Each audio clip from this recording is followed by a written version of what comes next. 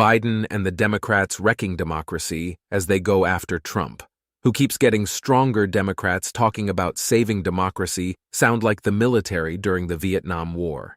That was when a famous or infamous quote during the 1968 Tet Offensive, in which the Viet Cong took over a contested town, made its way to the American people.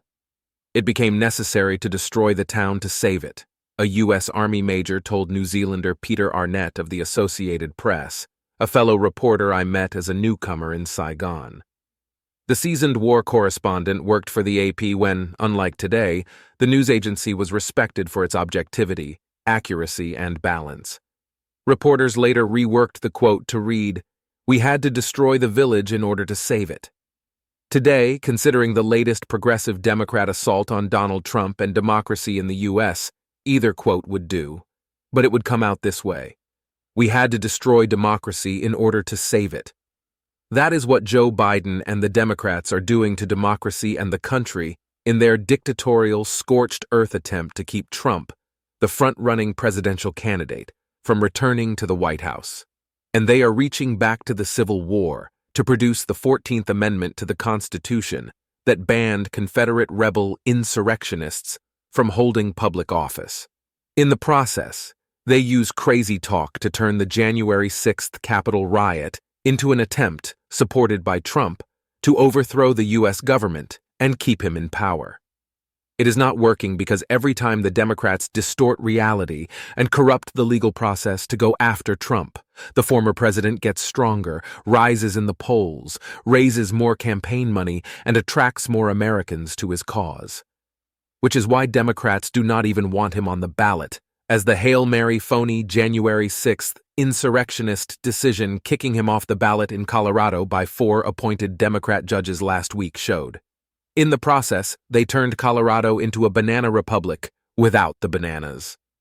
The U.S. Supreme Court cannot negate this ruling fast enough, which it surely will. If the president of Mexico or Guatemala did this to a presidential challenger in their countries, the U.S. would at least be imposing sanctions as punishment. In December 1989, President George H.W. Bush ordered the invasion of Panama to oust dictator General Manuel Noriega, an indicted drug trafficker, after he refused to leave office following his defeat for re-election by his opponent Guillermo Endara. The U.S. lost 23 soldiers and 2 civilians in that invasion, while the Panama Defense Force had 314 men killed along with 202 civilians. Under the Biden administration, the president is more likely to award the Colorado judges with the Presidential Medal of Freedom, the country's highest civilian award. And as the Biden and the Democrats seek to wreck Trump one way or another, they are wrecking democracy as well, all the while putting the blame on Trump. It is called projection. You blame others for what you are doing to them. The Democrats rightly fear that Trump will defeat a feeble and confused Joe Biden, so they are, one devious way or another, trying to strip him of his right to run for president, no matter the consequences.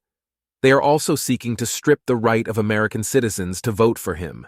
Biden, staring defeat at the hands of Trump, relishes the thought of Trump being kicked off the ballot. He said it was self-evident that Trump supported an insurrection against the United States. No question about it. None zero. Were he not an empty suit, Biden, in the interest of preserving democracy, would trash the Colorado decision and defend the right of Americans to choose the next president. By mocking Trump, he mocks them.